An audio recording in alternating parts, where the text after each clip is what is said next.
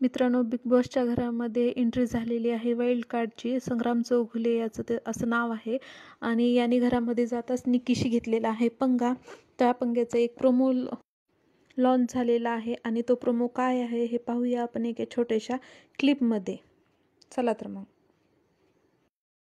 Big boss मराठीच्या या सीझनचे पहिले वाईल्ड कार्ड सदस्य संग्राम चौगुले यांचे स्वागत आहे. छत्रपती शिवाजी महाराज के.